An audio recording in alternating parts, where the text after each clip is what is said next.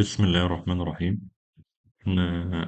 النهاردة هنتكلم عن موضوع الماكرو في الإكسل. وطبعا زي ما عشان بس المشاهد والمتعلم ما يملش، وفي نفس الوقت يكون أخد المعلومة المفيدة بشكل مختصر. قبل ما أبدأ في الشرح، محتاج أعرفكم يعني إيه ماكرو.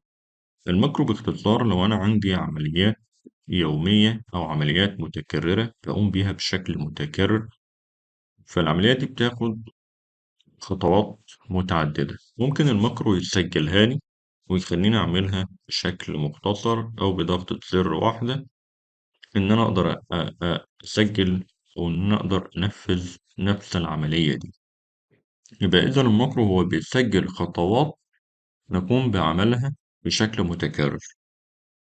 يعني مثلا عندي رقم زي الرقم ده أنا عايز أعمله فورمات بالشكل ده، ألونه بلون معين، وهخليه مثلا بالتنسيق بول، وإن أنا مثلا هكبر الخط بالشكل ده، وهحط تحت الرقم، هحط تحت رقم خط بالشكل دوت. فنفس العملية دي أنا عايز أعملها على هنا على رقم زي دوت، فأنا عايز ألونه بلون معين، عايز أكبر الخط، عايز أحط تحتيه خط بالشكل ده. طب أنا عايز أعمله على رقم تاني، فالماكرو سهل الموضوع دوت بإن أنا بعمل إيه؟ بسجل ماكرو. طب أسجل ماكرو إزاي؟ نرجع خطوات تاني، من كنترول زد برجع بنفس الخطوات اللي أنا كنت عليها. من قائمة فيو عندي حاجة هنا في الآخر اسمها ماكروس، بضغط على ريكورد ماكروس، وأول حاجة بدي الماكرو اللي أنا هعمله ده اسم، زي مثلا formatting cells.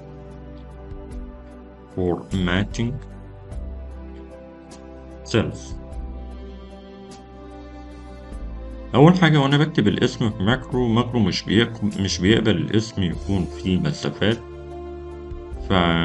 فإما أخليها بالشكل دوت إن أنا أحط أندرسكور، أو إن أنا أخليها ملتصقة ببعضها.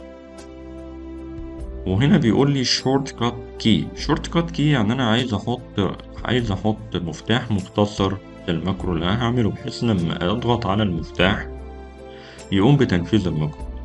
أنا عايز أديك نصيحة، لما تيجي تدي اختصار للماكرو استخدم دايما مفتاح شيفت.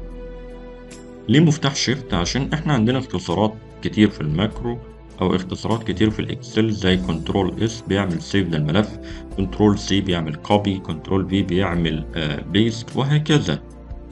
فعندنا اختصارات كتير في ملف الاكسل، فعشان اختصارات اللي انا بعملها للماكرو متتشابهش مع نفس الاختصارات اللي موجودة في الإكسل، فأختار شيفت عشان أبعد عن اختصارات الماكرو مع اختصارات الإكسل. فأنا فورماتنج سيلز، أنا هنا في مرحلة تسجيل الماكرو فورماتنج سيلز، واديته كنترول شيفت اف عشان لما أضغط كنترول شيفت اف يقوم بتنفيذ الماكرو اللي أنا سجلته. هنا بيقول لي ستور ماكرو ان يعني أنت عايز الماكرو ده يتنفذ فين أو يتخزن على أنه ملف. فأنا لو فتحت كده بيقول لي بيرسونال ماكرو ورك بوك، يعني عايزه يتنفذ على أي ملف شخصي داخل الجهاز بتاعك، ولا نيو ورك بوك على ملف جديد غير الملف اللي انت شغال عليه، ولا this ورك بوك. أنا عايز أنفذ الماكرو على this ورك بوك على نفس الملف اللي أنا شغال عليه، فهختار وفي الآخر أضغط أوكي. هنا الماكرو بيقوم بعملية التسجيل. الماكرو هنا في الوقت ده بيقوم بعملية تسجيل، فخلي بالك لأن أي خطوة هتعملها الماكرو بيسجلها، ولما تضغط على كنترول شيفت اف الاختصار اللي انت عملته هينفذ الخطوة اللي انت قمت بيها أثناء عملية التسجيل. فأنا هنا عايز أعمل إيه؟ عايز ألون الرقم ده بلون أصفر، وأكبره أخليه 14، وعايز أحط تحتيه خط. تمام؟ تمام. هنزل تحت كده هلاقي هنا زرار او مربع كده لونه اسود. المربع ده كده بيقول لي ان الماكرو شغال وبيسجل عمليات معينة انت بتقوم بيها. هضغط عليه فبيقول لي a macro is currently recording, click to stop recording. فأنا لو ضغطت عليه هوقف الماكرو. طيب أنا هضغط، أنا كده سجلت الماكرو. لو جيت هنا عند رقم 9000 ده، طبعا الماكرو أنا كنت مديله اختصار كنترول شيفت اف، لو دوست عليها نفذ لي الماكرو، خلالي 9000 تحتيها خط وبلون أصفر رقم 14. طيب هندخل على موضوع تاني من الماكرو. لو أنا خدت بالي هنا هلاقي إن الرقم اللي أنا واقف عليه ده عبارة عن معادلة. فأنا عايز ألغي المعادلة دي في كل الملف. طب أعمل إيه؟ أروح أسجل ماكرو تاني. الماكرو ده عبارة عن إيه؟ من قائمة فيو زي المرة اللي فاتت، وهضغط على ماكروس، ريكورد ماكروس. فبيقول لي الماكرو نيم أنت عايز تسميه إيه؟ عايز أسميه فريز مثلا، أي اسم، فريز equations، فريز equations، أو إن أنا أسميه مثلا فريز فورميولا. الاختصار اللي أنا عايز أديه للماكرو أديله مثلا كنترول شيفت في، وعايز أنفذه على this workbook وأقول له أوكي.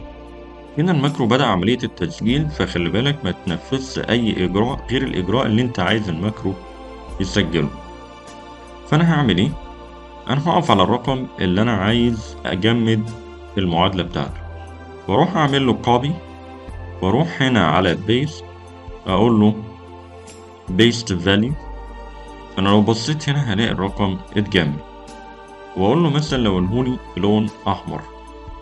فأنا كده قمت بتجميد المعادلات اللي موجودة هنا. هقوم دايس على الزرار ده عشان أوقف الماكرو. تمام كده. طيب أنا اديت للماكرو دوت شورت نيم أو شورت فاليو، إن أنا اديته اختصار معين. الاختصار ده عبارة عن كنترول شيفت في.